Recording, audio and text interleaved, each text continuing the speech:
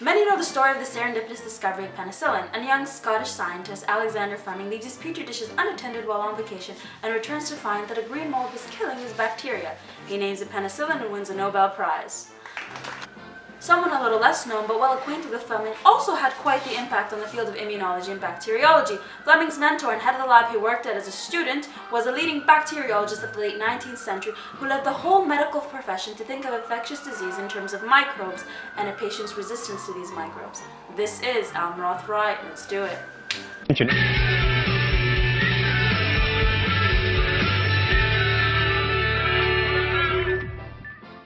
Almroth Wright was a British bacteriologist born in 1861, most remembered today for being the first to create a vaccination against typhoid disease. To understand the big picture, let's start in 1893 when he was appointed Professor of Pathology in the Army Medical Services of Britain. His headquarters were at the Royal Victoria Hospital on Southampton Water, where he frequently saw men with typhoid fever, others with Malta fever, and some with unlabeled fevers.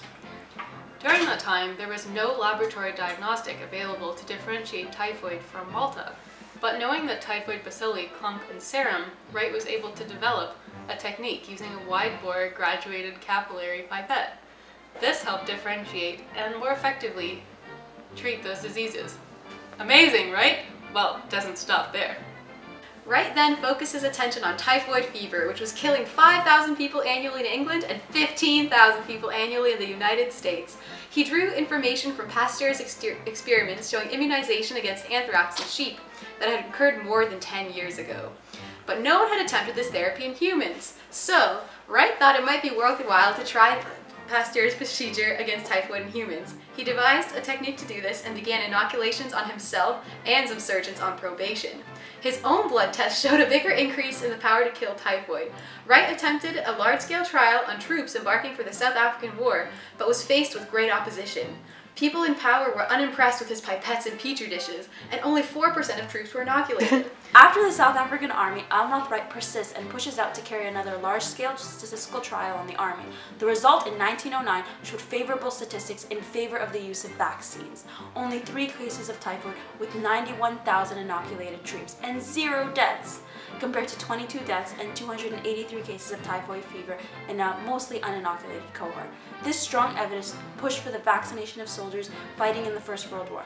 Estimates suggest comparing rates of typhoid and paratyphoid fever to the South African War, there would have been 1 million cases and 125,000 more deaths due to typhoid. This decrease, however, cannot all be attributed to inoculation, as between the years of 1914 and 1918, there was a general progression in military hygiene. But the data still suggests a large part of the decrease was due to immunization. Wright's ability to persist despite opposition, his persistence to create new methodology when current methods were not present, and the overall outcomes of his efforts have him written down as a hero of the early 20th century and a pioneer of immunology. But is he really a hero? Accompanying his scientific publications, Almroth Wright also wrote a book intended for the general population. It outlined his opinions concerning women's suffrage, featuring the strong underlying theme that women were inferior to men. Specifically, he believed that men are the rulers of society, in which women have been allocated roles as wives and mothers. Many aspects of women's inferiority to men were covered, ranging from chapters about women's disability in the matter of intellect to women's disability in the matter of public morality. Some favorite quotes include, "The grateful woman will always be an anti-suffragist," and "Hardly anyone would employ a woman in any work which imposed upon her a combined physical and mental strain, or in any work where emergencies may have to be faced." These opinions would be unpopular now, but were more common in Almroth's time. So was Wright a villain or a hero? Like many historical figures we look up to now for their accomplishments in science and medicine, he had what we consider highly questionable approaches to women's rights. So how should history see him? Whose standards should we judge him by?